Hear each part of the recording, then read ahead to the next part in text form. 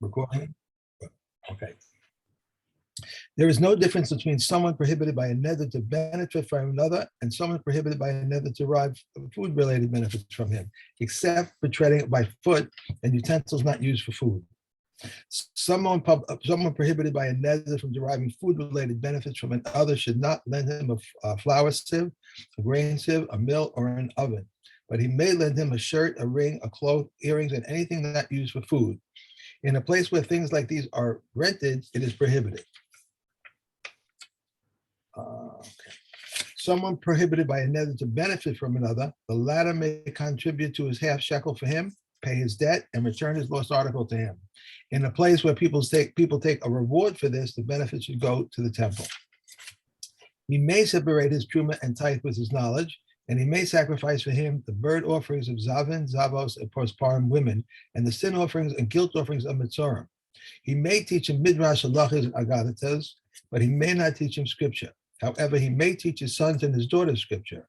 He may feed his wife and children, even though he is obligated in their sustenance.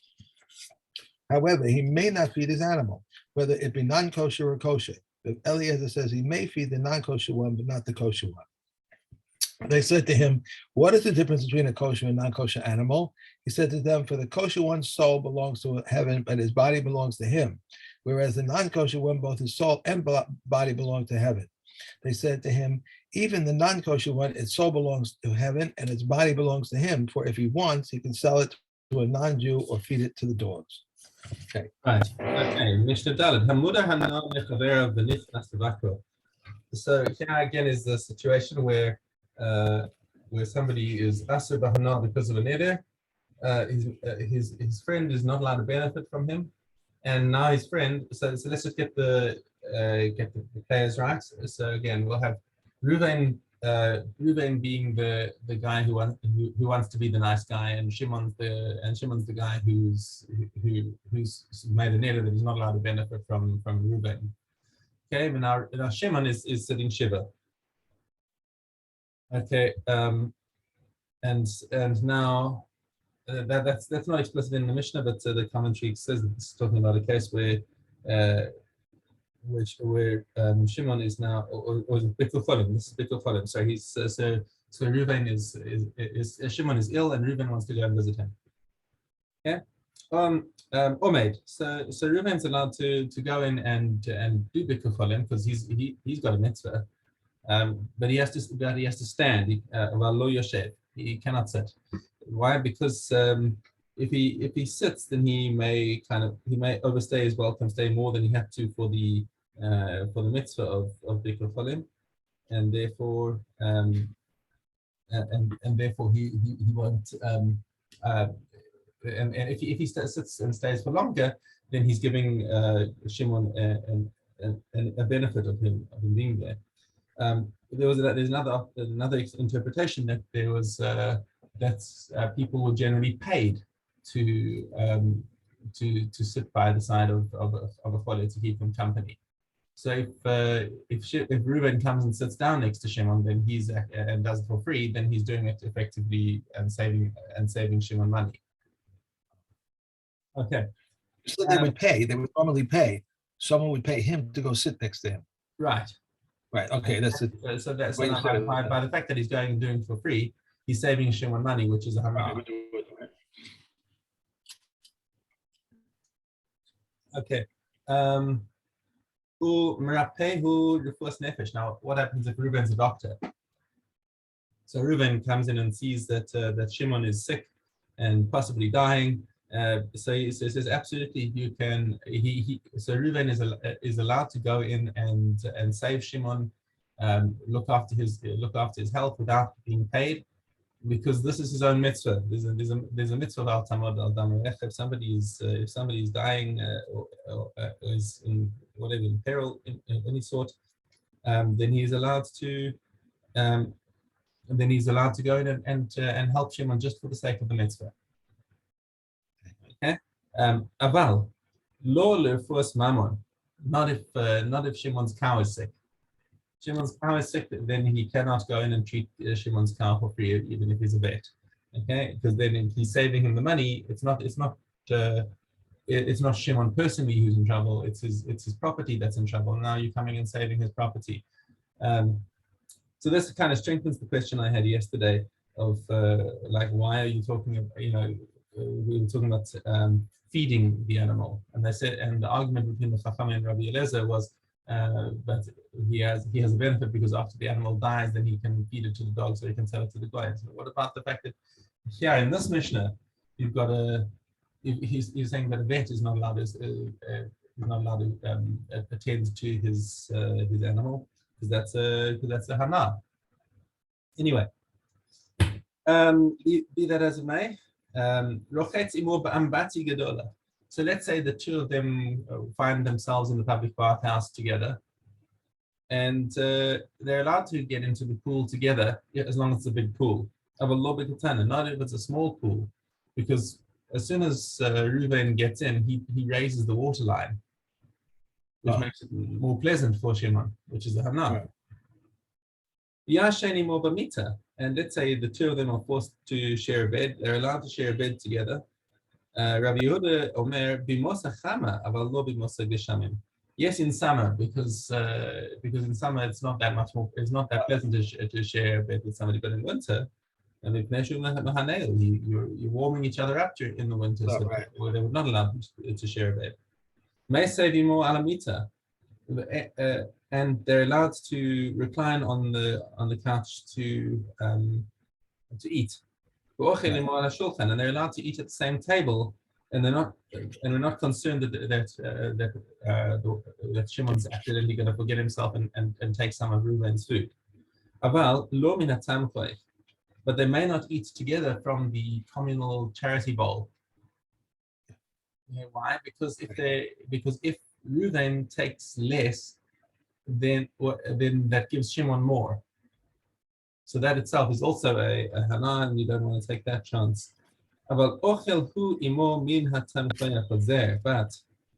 he can eat with him from a tamche that comes back. Now, what does this mean? Is a tamche that goes back to the Baal Bayis. It says the Gemara. This is from a bowl that's full of lots and lots of food, and everyone eats to his satisfaction. So there's not a concern that what Reuven doesn't eat will now be available to Shimon, because there's so much plenty over there. You don't have to worry. Okay.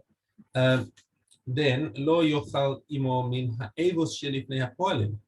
And in the similar thing that they shouldn't eat together from the avos is a word for a trough, but it's basically a big bowl of food that's put out for the workers. So if they're both working at the same place, then they can't eat together from there, because again, if Reuven takes less, then Shimon has more. The lo ya'aseh imo b'omen, Rabbi Meir, and they cannot work together in the field, because let's say they're busy plowing a field together. Then if they're doing it manually, then if Reuven works harder, then he makes the work easier for Shimon. Okay. Now they can work together as long as they work far apart from each other. So there's no benefit to Shimon if Reuven works harder. Mishna hey hamuda hanan chavero lifnei shavis. So if somebody, the owner of a field takes a neder that his friend cannot have benefit from him. So this is in a regular year, not shmita. So now let's say Reuven is the guy who's standing outside Shimon's field, and Shimon has sworn that Reuven cannot have hana from him.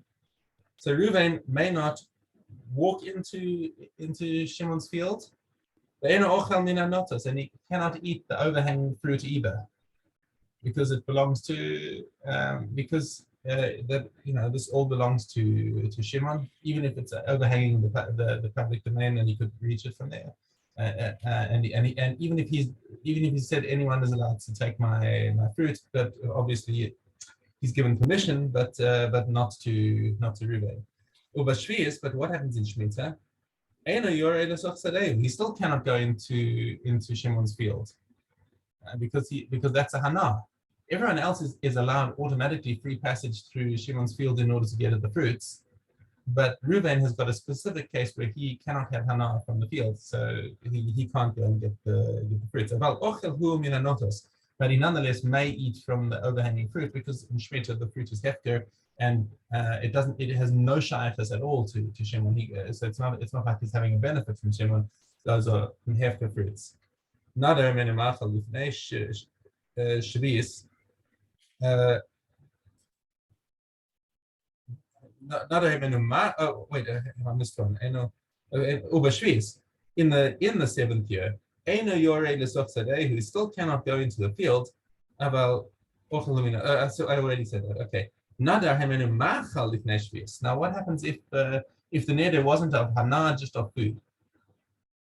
As Yored Lesofsadehu, the Eino Ochel Mina Paris.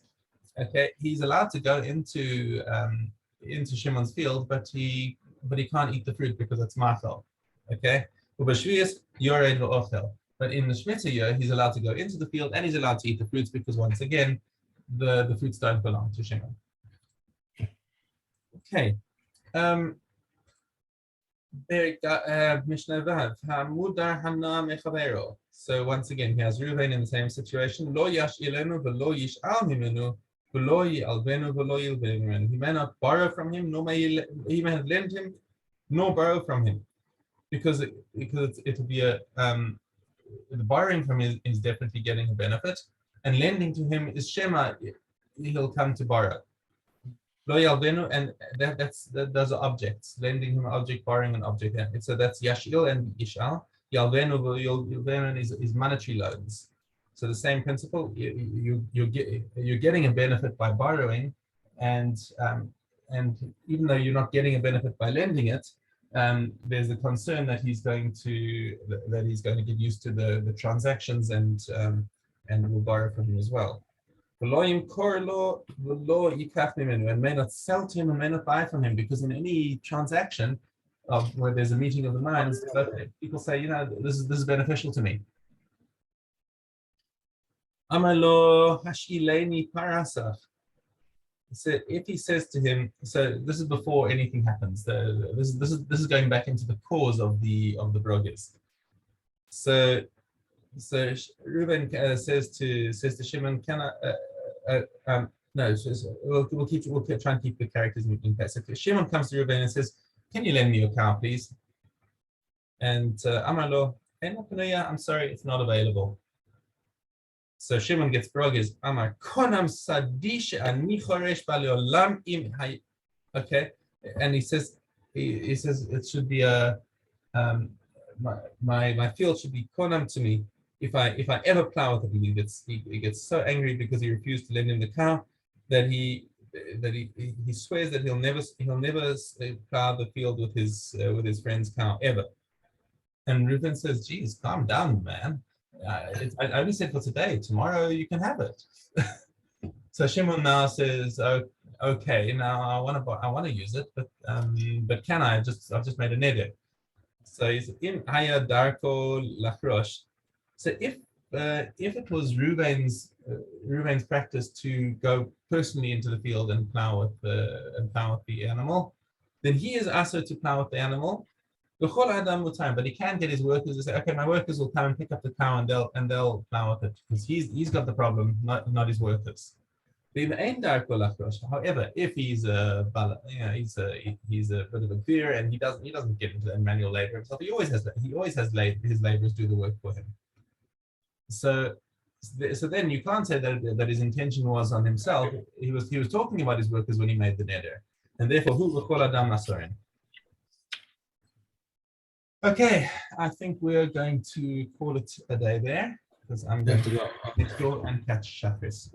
Cheerio. Have a great Shabbos. Enjoy. Stay cool. Stay